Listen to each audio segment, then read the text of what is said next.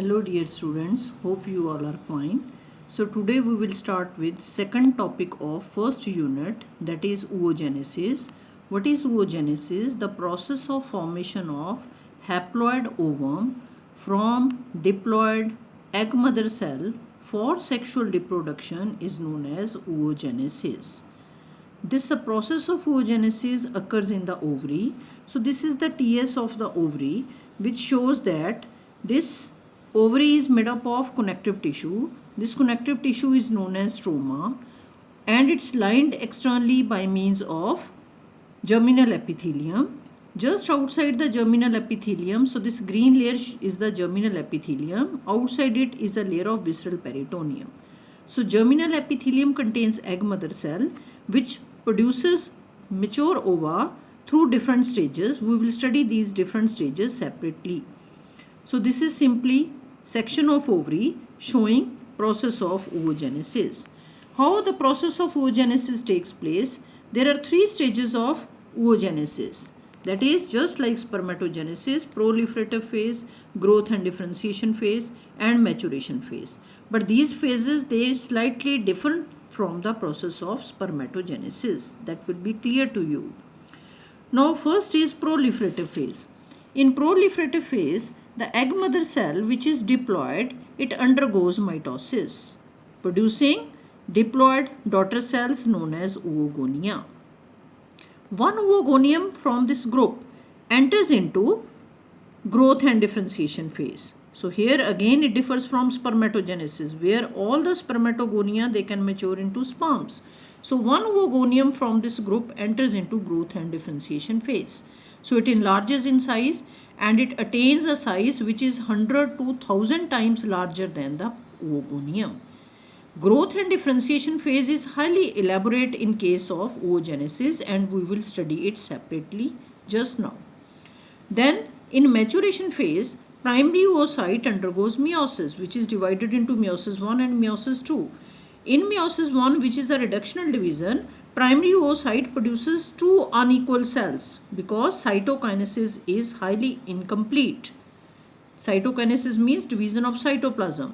So जो एक cell बन रहा वो ऑलमोस्ट ਉਹਦੇ ਸਾਰਾ cytoplasm ਆ, ਦੂਜੇ ਵਿੱਚ almost bare nucleus ਆ. Bare means naked nucleus, which has a very thin sheath of cytoplasm. So as cytokinesis is incomplete, primary oocyte produces two unequal size cell.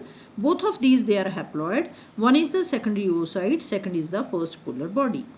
Secondary oocyte undergoes meiosis 2, which is an equational division. Here it produces again cytokinesis is incomplete. Secondary oocyte produces two haploid cells. One is ovum and second is second polar body. Sometimes first polar body also divides to form two polar bodies. So egg mother cell, through these three divisions or three stages, produces one mature ovum and three polar bodies. Polar bodies, they are of no use. They are simply absorbed in the female body. So this is how the process of oogenesis takes place. But as I have told you, the growth and differentiation phase is highly elaborate because egg has to contribute, besides maternal set of chromosomes, maternal haploid set of chromosomes, it has to contribute dowry in the form of food materials for building embryo, messenger RNA and proteins which are necessary for development after fertilization. So this growth and differentiation phase is highly elaborate and it occurs during prophase 1 of meiosis.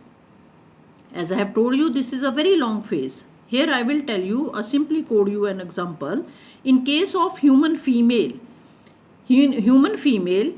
if she has developing in her womb a female fetus, the female fetus in third month of her development starts developing these primary oocytes, these oogonia into primary oocytes.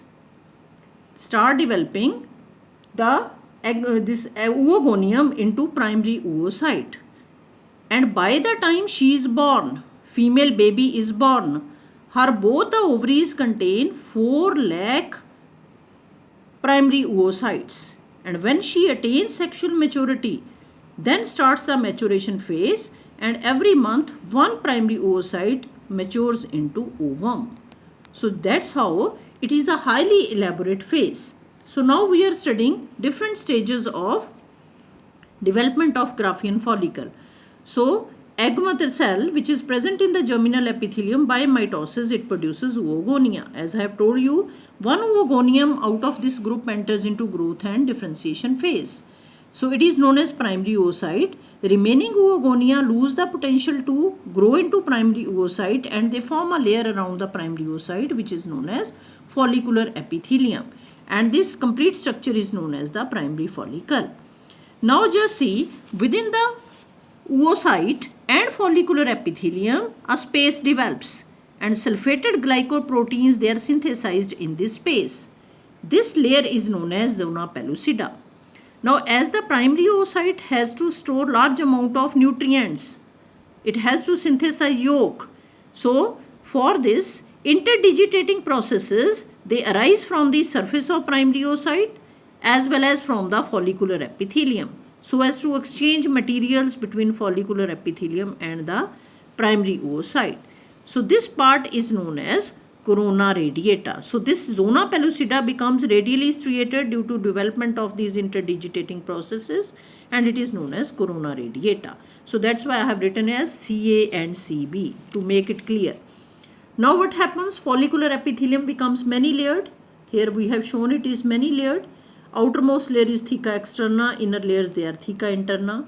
Then in between these follicular epithelium cells, small spaces develop having follicular fluid.